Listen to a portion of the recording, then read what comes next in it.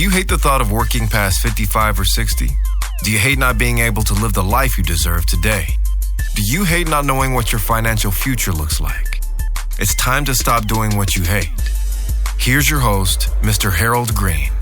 Hello, everybody. This is Harold Green of Brightree Wealth Management, and it is time to stop doing what you hate. Hopefully, you're having a fantastic day today. Have a surprise guest on our show, Mr. Adam Koos. Welcome to the show, Adam. Thank you, and well done on the last name. Oh, thank you very much, man. It's been a long time since we talked, but we do stay in touch periodically. And so, I broached this subject with Adam like some time ago, and we've been talking about it, and it's something that I've been wanting to do for a very long time. And you folks all know my goal is to get you from the 97% to the 3%, basically meaning only 3% of people in America can retire with enough to live on that will last them their entire lives, while the other 97% are going to have to rely heavily on Social Security, public assistance, different things like that. So, we want to bring this to you to really help make an impact in your life. So again, Adam, welcome to the show. Tell everybody a little bit about yourself and where you're at again, so that once we're done with the show, if you guys want to look Adam up and if you're in his area, that would be fantastic for you. So just let everybody know where you're at, dude. Sure. Yeah. Adam Koos, President, Senior Financial Advisor, Portfolio Manager at Libertas Wealth Management Group in Columbus, Ohio. And we are a financial planning and investment management firm helping people make work optional someday. So that's kind of the gist of it. If it's possible to put it in a nutshell, which it's impossible, as you well know, I'll just leave it there for today. Yeah. Awesome. So the title of today's show is going to be Marriage and Money. And I've been wanting to wade into this, but I've been very nervous to do so by myself. So I felt like I needed to bring in a big gun, if I can use that word, big gun. I appreciate that. I'm honored you would even consider me a big gun. So yeah. Yeah. If you're in this line of business, you're a gun. You're always shooting at a target. That's what we do. And, we have to try to kill it for our clients every single day. And if we're not, we're just part of the problem and not the solution. So, with this marriage and money thing, if I can use the word one accord, I like to say it like that. If we can all be on one accord, so that we can effectively or efficiently and effectively grow our wealth, that's going to be very important. So one of the questions that I'm going to start off with asking Adam, you're married, right? Mm-hmm. Yep. Married for, 21 years now. 21 years. Fantastic. Thanks. And you didn't know I was going to ask you this, and you can say, I don't want to answer this question, but why did you get married to the person that you are married to?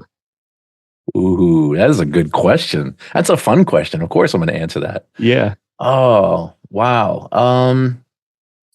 There's not enough time to list, nor is there enough interest of your viewers and listeners. I would say, if I had to try and sum it up, I would say that I married my bride because she is cool, fun, funny, smart. She was I felt like my friend first, even though technically she wasn't. It wasn't like we were friends first, but I feel like she's a friend. I feel like I could spend endless time with her and never, ever even, I don't even like to use the phrase get sick of her. I would never, ever get sick of this woman. She's an amazing person. Didn't know she was going to become a great mom. I figured, but she's a wonderful mom, especially, coming from her upbringing, which was not easy. And I think that the other reason would be I'll give you two more. She's a guy's girl. And what I mean by that, she loves sports. We both probably use a little bit too much profanity, but she doesn't have a problem with that, and I don't have a problem with hers. And she can throw a football further than most guy friends I have. And I guess the last thing would be we're just I don't want to say we're opposites, but in a lot of ways we're very opposite. Like we like the same things, we share a lot of the same interests. Mm-hmm. So I don't think you want to be opposite when you marry somebody when it comes to your interests. Right. But I think in terms of personality, we're very different. Like I'm the extrovert in the family. She's more of the introvert. Yep. I'm a fast decision maker. Yep. She's very slow to make decisions. Yep. I'm only analytical on a situational basis, where I think she's analytical all the time. Yep. But anyway, I think that's probably too much already. No, that's fantastic. I got married for probably some of the similar reasons, but I just didn't know who my wife was going to become, because I think it was 19 when I got married, 20 when I got married. Oh, wow. Oh yeah, I was 23. Wait, 24. I was 24. 24? She was 21. Yeah, we Yeah, dated 3 years, I but was young. she was like 3 years older than me when we got engaged. And so we had to get married if we wanted to be together, because I was in Japan and I was going to change duty stations and come back to America. And they said, well, we can't have a long distance relationship like this, because if I get stationed somewhere else, you'd either have to come with me or I can't see you anymore, because it's just too hard, Japan and America. So That's we rough. started the process like a year and a half before I was supposed to rotate out. And thankfully, at the last minute, they approved our marriage, because you in the military, you have to be approved to get married, Wow. especially to a foreign national. And there's, you talk about vetting. Back then, Adam, they vetted the hell out of you. My wife didn't even have a driver's license yet, but she had to go pull her driver's report to make sure she had no accidents. Like, do not get me started about what's happening right now at our A border, little okay? 'Cause unnecessary. I will turn as red as your Ohio State University T-shirt. I kind That's of want how to see that mad I would actually, but get. yeah, I kind of want to see that.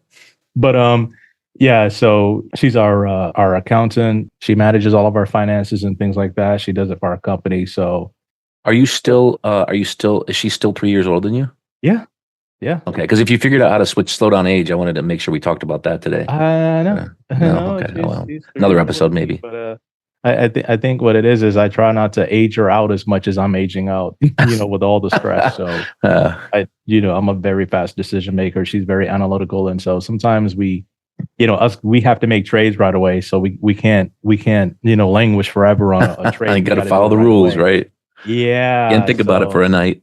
yeah, exactly. Yeah, I can't do that. So thanks for sharing that with me. And I think that Oh, my pleasure. having similar interest and being different, I think that's what really keeps it fresh and exciting. Not getting bored of your spouse, like having somebody you can talk to and spend time with.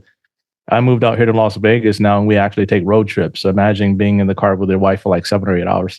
Oh yeah, gas tank You trips, gotta right? have something good to talk about. That's more than one gas tank though. 7 hours, I, maybe. I can I don't know, stretch it like a little bit, but yeah, it's got to stop twice. One for gas, and then the other to use the bathroom. So there we go. yeah. So I want to get into the show, and you and I, we manage millions and millions and millions and millions of dollars for people. And one of the questions I have for you is do you find that when couples become financially successful, the cracks begin to show in their foundation, or what have you seen with this? Wow, that's a good question too. I've never really thought about it honestly in terms of when they become successful.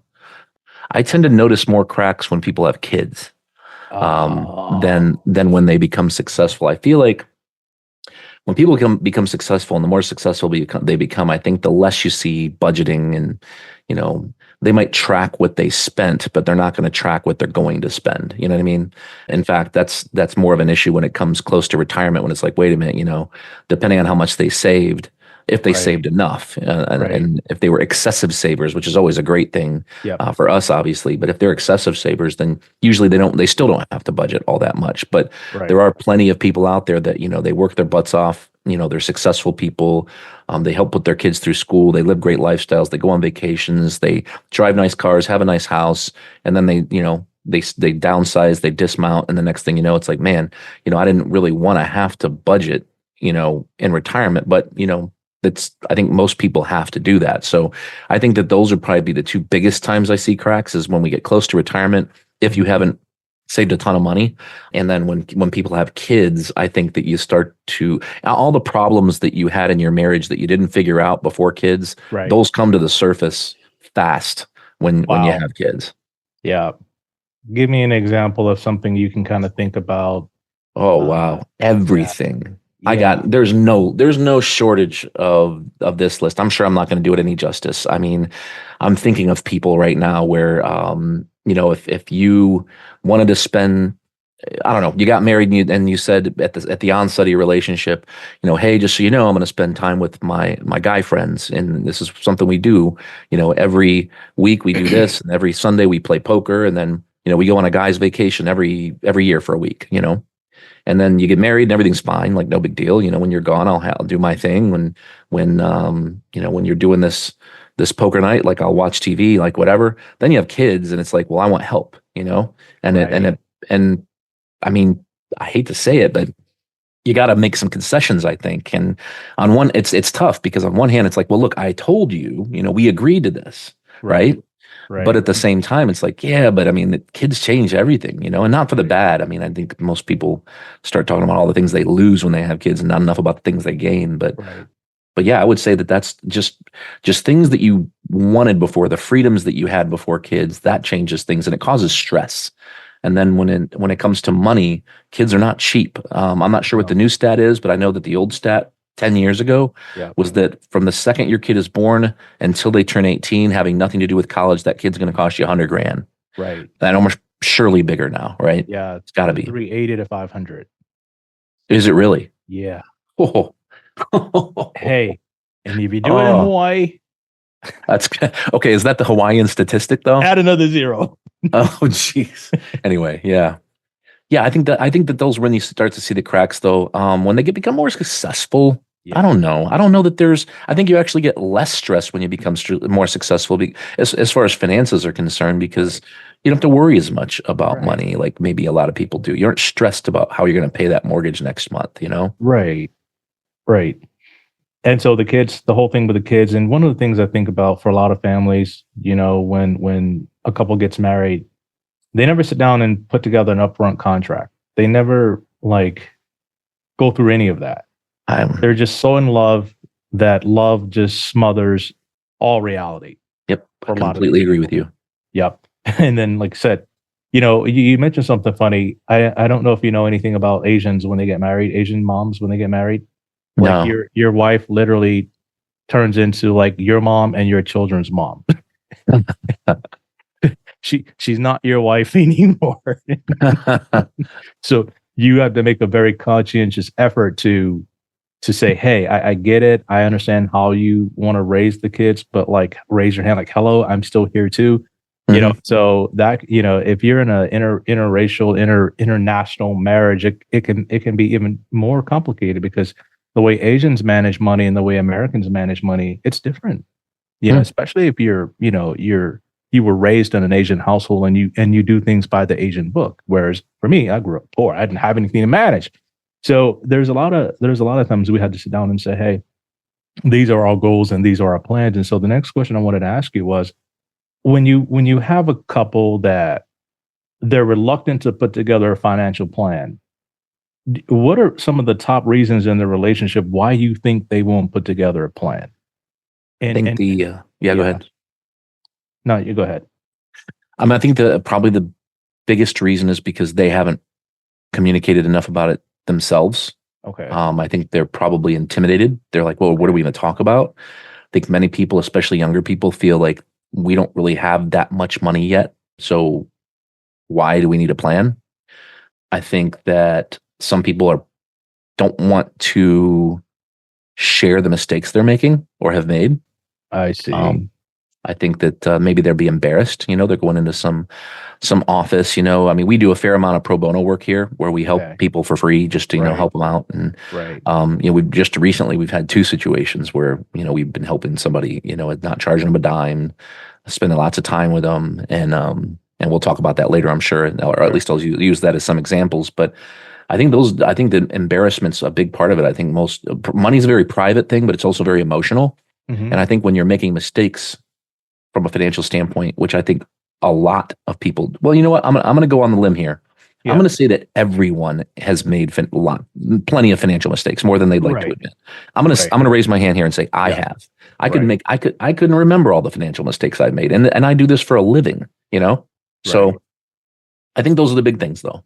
Right. Now, I'm going to segue into a couple of different things. I want to talk about the two-pocket system. And I told clients before that I don't work well with couples that have a two-pocket system. And the reason why I share that with them is because I state that if you're going to retire together and not just like get divorced at the end, wouldn't it just kind of make sense to put your chips in one bag and multiply those chips and share them at the end of the day? And some are just reluctant to do that. Like, what is your rule for working with clients when they come on board and they say, hey, it's his and hers? And I'll be honest with you, some guys, they're great about this. Some guys are not. They're like, I make all the money. I'm the breadwinner. Like, she doesn't make anything. She stays home with the kids. So like, I'm macho man. Like, I rule the world kind of thing. Like, how do you deal with that? Because I'm sure you see it. I mean, I think I'm thinking of two different scenarios. The single breadwinner situation. Fortunately, I haven't seen a lot of that Okay. in my 23-year career, but the times when I have seen it, we've taken them through the same process that we take all of our clients through, an intro call, a discovery meeting, an education meeting, financial plan. Yep. And at the end, we always tell people that when they ask anyway, that roughly 85% of the people who come in the door end up hiring us at the end of the day. But I bet now that you're asking, and I'm really kind of thinking about it, I bet that a lot of those 15%, or at least a fraction, a percentage of those 15% are those people that maybe aren't a good fit from a personality standpoint. In fact, whenever a client asks us, or a new prospective client says, well, for the 15% that don't hire, why don't they hire you? Or another great question is, have you ever been fired by, a client before? Have you ever lost clients? And anybody who says no is lying, right? Yeah, exactly. But they'll say why, and that's a great question. And I think that sometimes it's stuff like this. We've had clients who, the guy is super arrogant, like kind of like you're alluding to here. And not only is he not respectful to his wife, but he wasn't respectful to my staff. Yes. And he had to go. We literally had to fire this person. Yeah. And this was years ago. This was probably 2012 or 13. This person I'm thinking of. I mean, I think we fired under 20 clients in 23 years, but it's been something like that, 18, 19 clients, and he was one of them. And then, but I guess to what I was saying before, I think a lot of the 15% of the people who don't hire us, or at least some of them, are people like that, who they come in and you just get a really bad taste. It's almost awkward. Yeah. You feel bad for the other party, the other spouse. Right. You're like, why in the world? Why are you treating them this way? It's terrible. So I think that's part of it. And then the other, even more, I don't want to say more complicated, because, it is more complicated. Yeah, go ahead. That situation's simple. It's not fun. It's awkward. You feel terrible for the other spouse, but it's not complicated at all. It's just you've got, essentially you've got an asshole on your hands, and you probably don't want to work with them, and you go through your process because you don't want to be rude, but you kind of hope they don't hire you. Right. Or you hope that, this sounds terrible, but you hope that one day if they get divorced that the spouse will come back, because you want to help that person. You know what I mean? So, but the more complicated situations is what you're talking about, the two-pocket system. I mean, that is complicated. In fact, the person I was thinking of just a second ago when you asked me the question about more successful you get, things coming to the surface, cracks forming. And I mentioned that, I think it's when you have kids. The couple that came to mind right off the top of my head, I mean, they actually use a two-pocket system. Mm-hmm. I can think of another couple that we work with that they don't have any kids, which makes things a little simpler, but they also do the same thing. And it does create some complexities. I guess for us, we focus less on the cash flow and more on the goal at the end of the day. So I know your audience probably doesn't know this, but you do. Right. So, we use, between you and I, we use goals-based financial planning software because we've learned the hard way that when you use cash flow-based software, and you say, okay, we're spending this, we're making this, we're saving that, and whatever's left at the end of the day, it's saved. You and I both know that they're not going to save it, No. So it's the numbers, they never end up right. The income never ends up perfect, especially the expenses are definitely never end up perfect. So I think that by saying, if he makes this and she makes that, or if it's a same-sex couple, if they make separately this much money, and they're using a two-pocket system, they have separate bank accounts, they have separate spending, as long as they're saving X, whatever X happens to be. So like my last name's Koos, we always talk about like the Koos index, the family index. Right. It's not about beating the S&P 500. It's about meeting or beating the Koos index. Yes. And as long as we're saving enough to where both of our expenses can be covered conservatively at the end of the day, when we want to cut bait and make work optional, then I think we're going to be okay. Right. But, there's a lot of other things that come into play, and I don't know if we're going to get into that today, but, again, going back to the whole, when we have kids, marriage, it's complicated. No, the goal of today was just to rip the Band-Aid off and go right at it, because I think that 50% of all marriages end up in divorce. We have a critical issue with young people not even getting married. We have like a shortage of workers in our country because people aren't having kids. Shortage of labor. We have some. You're talking about some systemic issues that if we don't get this thing fixed, and I think it all starts at the home first with the marriage situation Totally. and people raising families and creating productive humans, we're going to have some problems.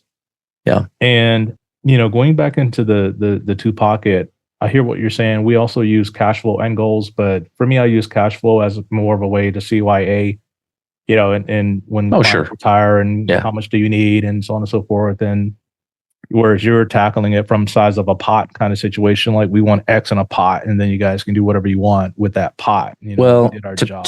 To clarify, we're all about cash flow once we retire. Got it. If that makes sense. Yeah. So from retirement on, cash flow is crucial, but pre-retirement, it's all about the bucket because people spend what they spend. Right. We could have. I don't want to call it famous, but because it's not obviously famous, I'm just a figure of speech. But we have somebody who's no longer a client anymore, who came in here years ago. We're talking 15 years ago, and he said, very, very egregious person, very, very type A, and very confident. Let's just say, and he says, with his wife sitting right next to him, which was shocking to watch him say these things. Mm-hmm. But he said to me, "Hey, I got this new job, and basically I'm helping to build this company up. And so right now, I said, well, how much are we going to save? Well, right now I'm going to save, like $1,000 a month, but that's going to double every year from now until retirement." And I'm listening to this statement. I'm like, wait a minute. It's kind of like the old saying when you're a kid or young in finance, and they say, would you rather have $1 million or a penny doubled every day for a month? Right.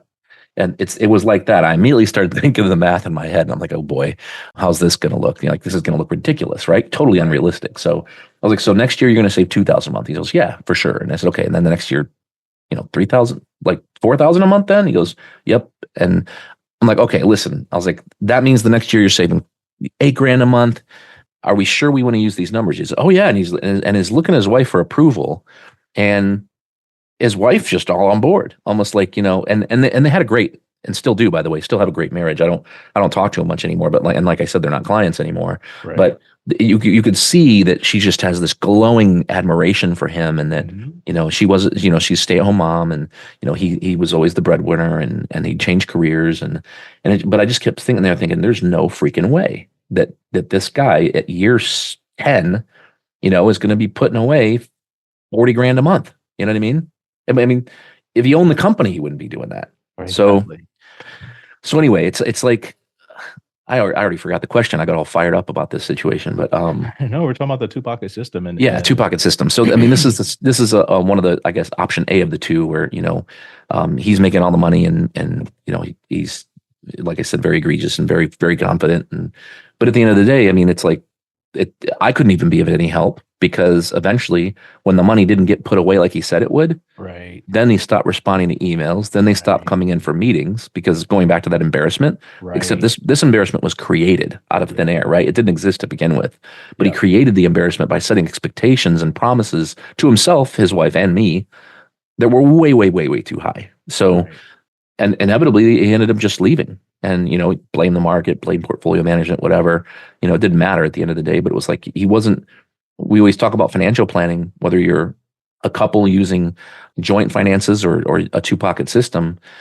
And we always talk about how it's like the life of retirement planning is like a marathon, and the wind and the elevation is the market. And if you've ever run any kind of race, whether it be a 5K, 10K, whatever, marathon, half marathon, how awesome it is when you're running downhill, even just a slight downhill grade, or the wind's at your back. It feels awesome. Right. And you also know how terrible it feels when you're at a slight incline or even a big incline, right? That's a market crash, and the wind's blowing at your face, or it's raining, right? You want to quit. Right. You want to quit halfway through the marathon or less. You get that cramp, that hump. The cramp might be, when you're finishing up having kids and you're paying for college, maybe that's the cramp, metaphorically speaking. Right. But I think that anybody who sits at the starting line and waits for the market to blow them to the finish line is never going to make it. You got to put one foot in front of the other, which is saving and making progress. And this individual didn't put one foot in front of the other and sat around waiting for the wind to blow him there. And it wasn't going to happen. You know what I mean? So, right. The other question I had for you is, how do you deal with this issue of one person makes a lot of money, and therefore they feel they have autonomy to spend the money that they make, whereas the other spouse may not make as much. And yet, how do you circle that square? Like, how do you, because I'm sure it probably comes up. And like I said, I know you don't get into cash flow, but we're talking about the things that can hinder the end goal, things that could sabotage you. Like if we're building a plane, we want to make sure that, the plane is sound, right? So how do you deal with that? Well, like I was mentioning earlier, it hasn't happened a lot, thankfully. Okay. But when it's happened, I guess I would say we've done two things. We continue maybe more strongly than in any other meeting, using words like you two, or phrases like you two and we. We might even bring ourselves into it, like we live in the house or something, and say, here's what we need to do. Here's what we need to save. Now, I'm not saving for them, right? That's what they're doing. But by making it more of a joint discussion at the conference table, as opposed to I make this and I'm spending that, or like one of the ones that I can remember off the top of my head is she really wanted this really expensive car, and she wants this, and well, he wants this to his car, and he wants, it's like you get into these arguments, right? And I guess we could talk a lot about just communication alone, which I thought for sure that was going to be your first question. No, and my but first answer was going to be communication, by the way. Yeah. And it was going to be very boring. Like, I thought I was going to start by saying, well, I hate to say it, but communication. So important. I think that first is just trying to be polite, and from the standpoint of a consultant, we're the planner in the what do you want to call it? I don't want to say facilitator, but yeah, I guess facilitator. We are facilitating this plan, playing quarterback, or we always like to say they own the football team. We're the head coach. Yep, we're picking who sits, who starts, who's drafted, whether we're on offense, defense, what plays get called. But there's only been a couple times where I've said things like, I guess step two is if things get too bad, I love using humor. And so another thing I've done several times, I guess, now that I think about it, is I'll say, hey, do you guys need us to leave the room for a minute? And I'll laugh. I've done that. And it kind of makes the point that, look, the two of you need to calm down, communicate better, because this is getting a little awkward for us. You know what I mean? The advisors in the room. Yeah. And then the last thing, to the bathroom and let them calm down, because I've seen some things where, I didn't want to call security, but it was just kind of like, let me leave, you guys calm down, and then you kind of get this squared away, because it was more about, it's more about like spending for the kids. And, you're up there in Ohio, and over here in the United States, you got like travel soccer, travel basketball, travel baseball, travel volleyball. Like people are spending $1 gazillion on travel sports. Like, yep. Let me just say this. Yeah. It just hit me as you were talking. Nobody ever wins an argument. That's it. And that's the first big thing. So if as soon as you start arguing, and somebody is seeking out to win so that the other person loses, you both lost at the end of the day. I mean, you both lost. So I think that one of the other pieces of advice I heard, my dad actually put this in our wedding card. And I put it in everybody else's wedding card when I get invited to weddings, but it says, listen twice as much as you talk, and always be the first to admit you're wrong. Be self-reflective. And I think that's crucial, but that's not financial advice, right? And we have to be careful that we're not.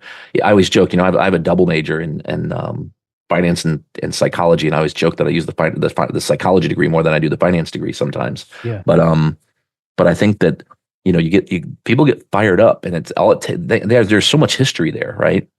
And when you have that history, it's really, really tough to fix those problems. Yeah. That you've had that discussion before, you've argued about it before, So, I mean, it's tough. So I think that step one is, for me anyway, it's listen, be patient, try to maybe start invoking more we. Instead of you or you. When I say you or you, if this was a YouTube video, I'm pointing at one person versus the other, making eye contact. I'm saying more things like we, the two of you, they, whatever. And then I think step three is use some humor. Try to get people to relax a little bit. I think that if you say, hey, you guys need us to leave the room for a second, it's like all of a sudden it can kind of shake the room up and shake some of that negativity, and maybe we all get to laugh just for a quick second, and we can calm down. Right. And then I think the last one, and I'm trying to think, has this ever happened?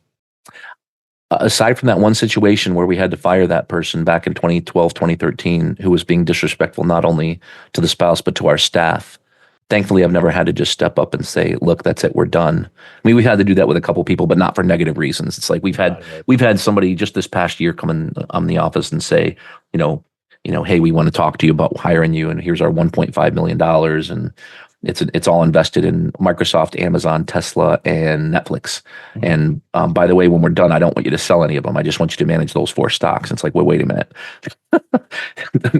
Like, this isn't going to work. So it was what was supposed to be a 2.5-hour discovery meeting turned into a 15-minute. Hey, great to know you, appreciate you being interested, but this isn't a good fit. You know what I mean? But yeah, I think that step 4 is literally having, I'm sure I can't even imagine, but having the guts to as the advisor in the room to say, look, I don't appreciate how, and maybe the way I would say it is how you two are talking to each other. That way I'm not placing blame on one person, right? But to say, look, if the two of you can't communicate well and can't talk to each other respectfully here in this office, then I can only imagine that when you leave and you're supposed to take this home with, call it homework, if you will, and you're supposed to implement this stuff on the other 364 days and 23 hours that you're not with me, I don't know how it's going to work. Yeah, it's crazy because, like I said, 50% of marriages end in divorce. And so it's just like trying to help people stay married, trying to help people get their kids through college, trying to help people get like to retirement, and just like trying to help people live healthy, decent lives. I mean, it's it almost makes you want to sell your company. I mean, sometimes it's just so hard because you have to wear so many different hats. It's tough, But yeah, it's funny. I hope my kids don't listen to this until they're out of college. But it's one of the reasons my wife and I always talk about how we don't want our kids to get in this business.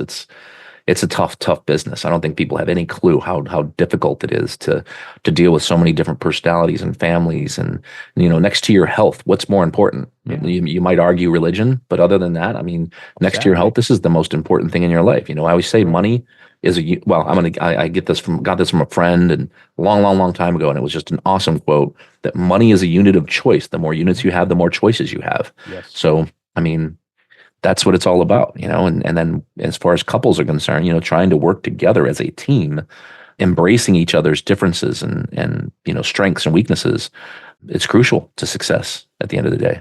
And I think I want to kind of end on this kind of note where, and I've seen this a lot where I have one couple or one person in the family, the husband and wife, one's really conservative and one's super aggressive.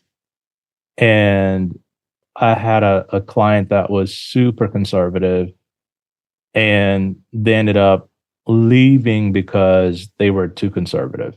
Whereas the spouse was ultra aggressive, and the conservative spouse, I've made them 58% year to date. Jeez. Yes.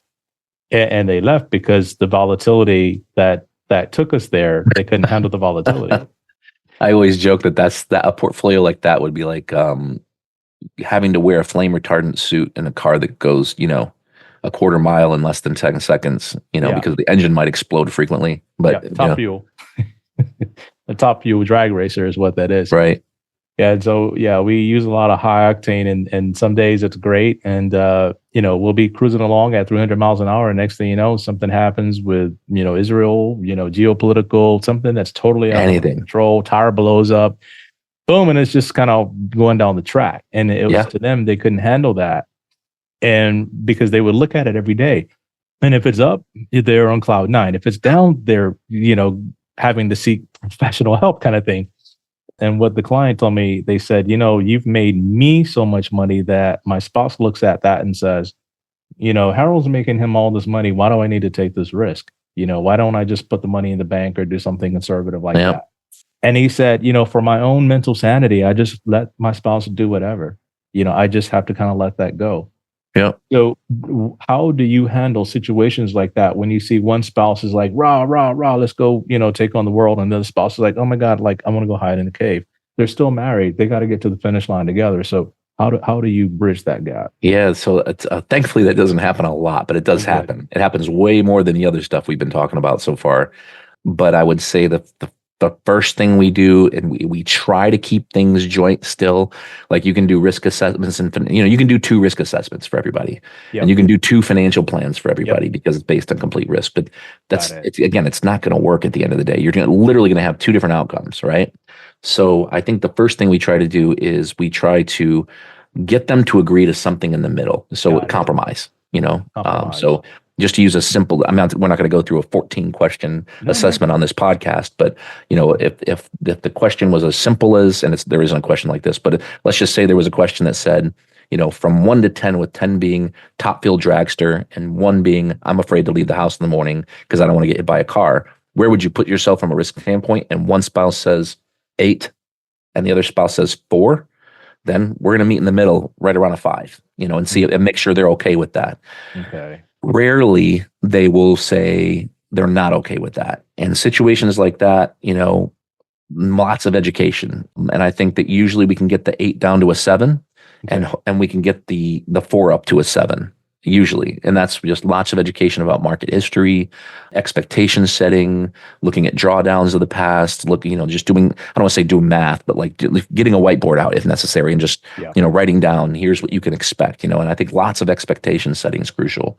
But I think that, when we look at portfolio models, like we run 18 different portfolio models here, and all of our clients own, 2, 3 of those models. So one of the things we might do is while every client's going to own at least 2 models, for the couple that has 2 different risk profiles, even after they've seen the financial plan, here's a good example. One of the spouses is a 9 out of 10 risk wide, the other one's a 3. Mm-hmm. And when you do the financial plan, which is all that matters, you and I both know that. Yep. When you do the financial plan at the end of the day, you go, you know what? Guess what? Good news. Because you 2 have been so responsible, because you save so well, because your expenses aren't ridiculous when you retire, you've got, realistic expectations for yourselves. You actually don't have to take much more risk than to get a 4.5% net rate of return for the rest of your life. And you will more than likely, with a 90% probability or higher, never ever run out of money in retirement. But Adam, I want the excitement. I'm like an excitement junkie here. Sure. And when that's action. That's good. So we still need to start with, this is all you need, which is going to make the more conservative spouse happy. Yeah. But what you want is something that's more exciting than that. You're going to be bored. Then I think we carve out a portion of money.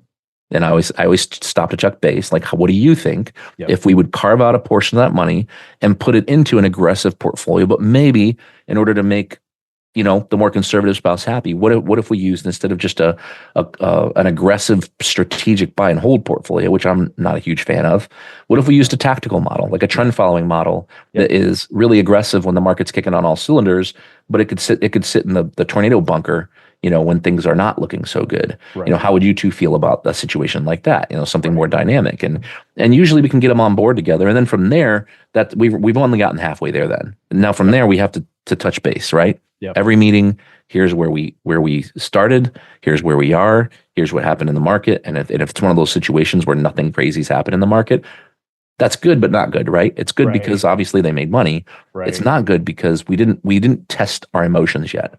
Right. Because anybody who fills out one of these risk assessments, you and I both know the way they fill it out. I'll say the way they would fill it out in July 1st is going to be completely different to the questions they answer, or the answers they give us on August 1st, given what the market did, going down 10% on the S&P 500 in 3 weeks, 16% on the NASDAQ. The answers are going to be different because people's risk tolerance changes depending what the market's doing. The way they answer those questions in the middle of 2022 or in 2008 or in 2002 is going to be completely different than how they'd answered at the peak of a bull market. Right.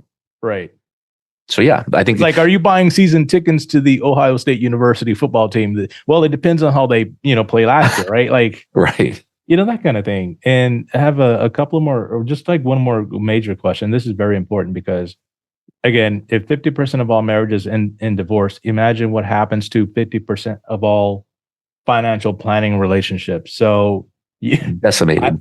I see this as we get married. I marry a couple. Like, they are married to me. I'm married to them. We're now family.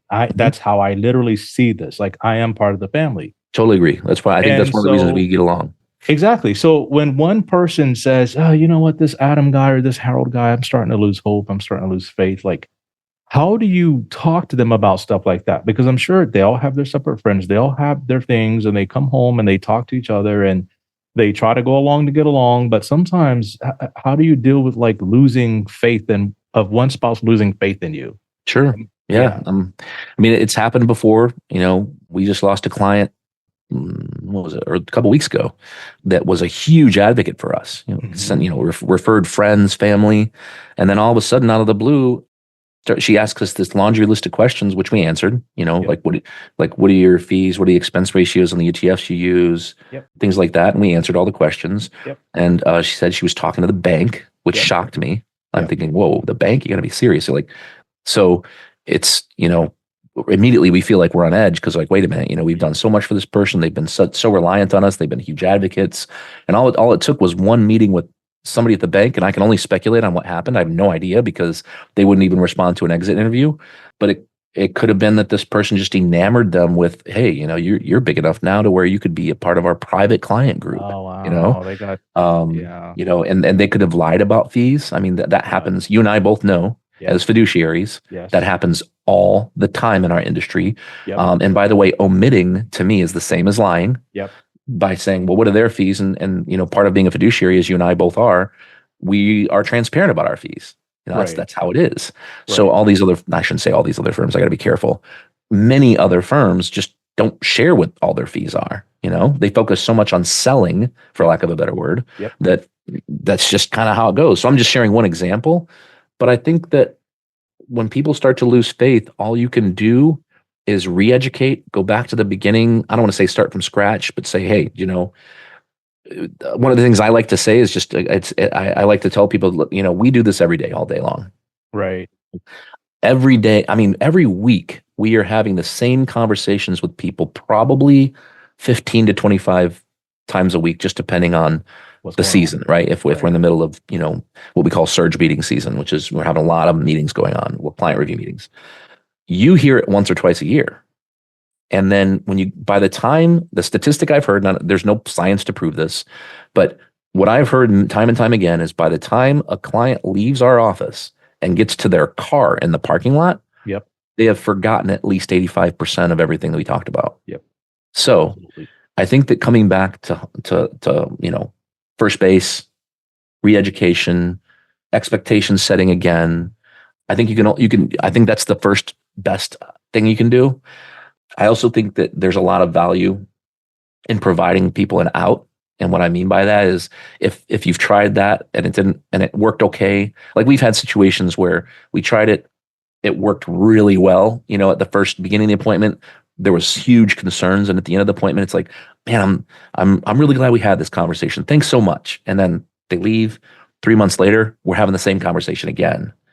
And then the same thing happens again. We had the discussion at the end. They said, I'm so glad that we had this conversation. I feel so much better. Groundhog Day. Well, seriously, fast forward. I'm not joking. This is a real story. Fast forward 3 or 4 more of those appointments. And the conversation is going, I'm so glad I came in here because every time I come in, I always feel so much better.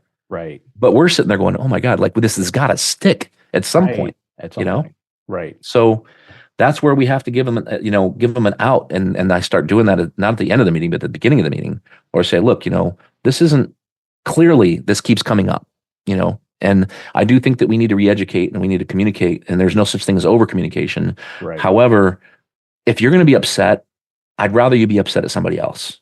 Right. And if we're not the right fit for you, then I think maybe it might make sense for you to start maybe interview a couple of other advisory firms to see if there's another better fit, because I'm doing my best here. And true story, I'm losing sleep over it. I think about you, like at home.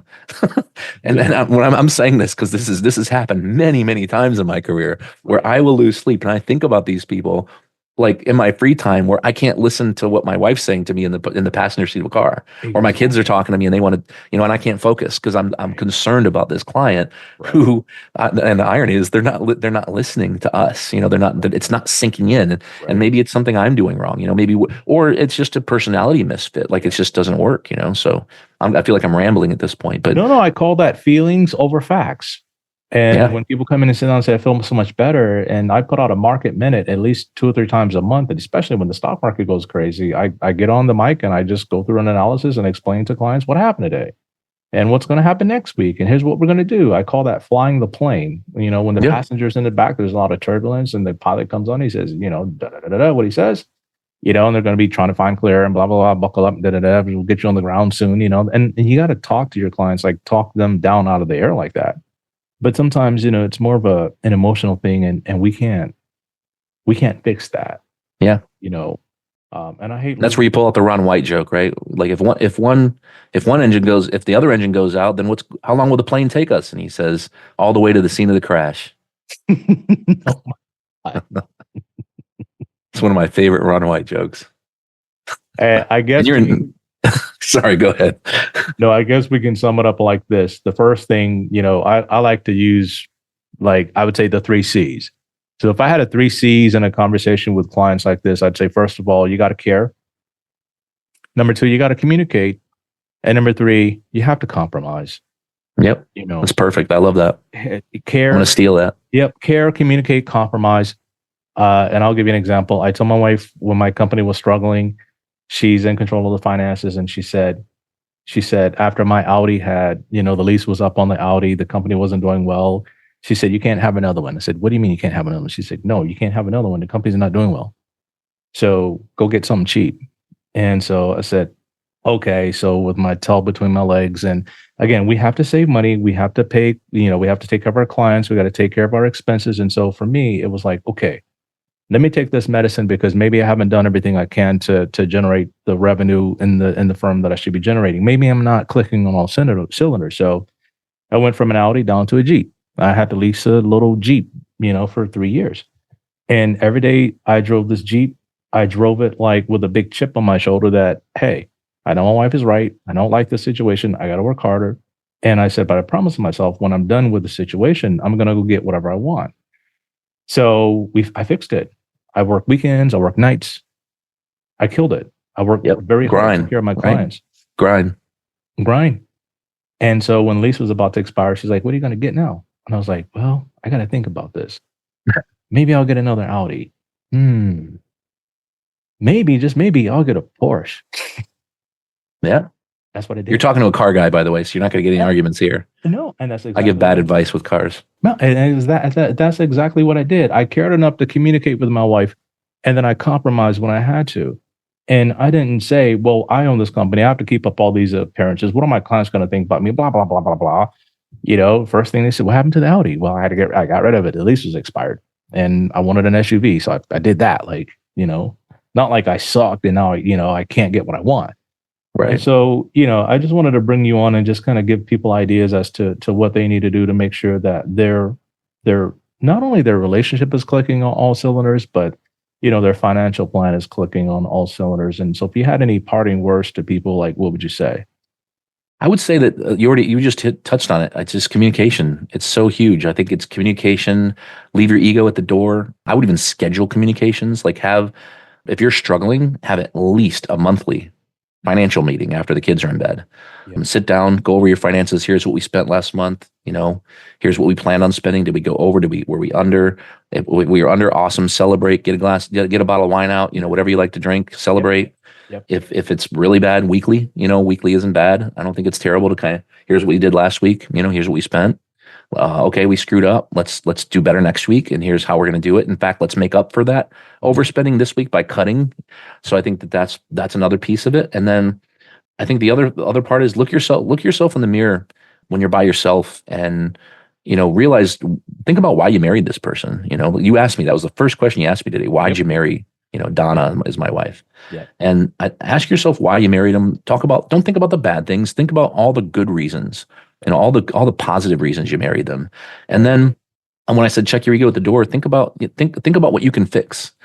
And then realize only you can fix you. You can't fix them.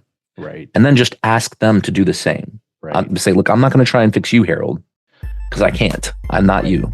But I married you for a reason. Here's my list of reasons. Mm-hmm. And here's all the reasons, you know, I love you.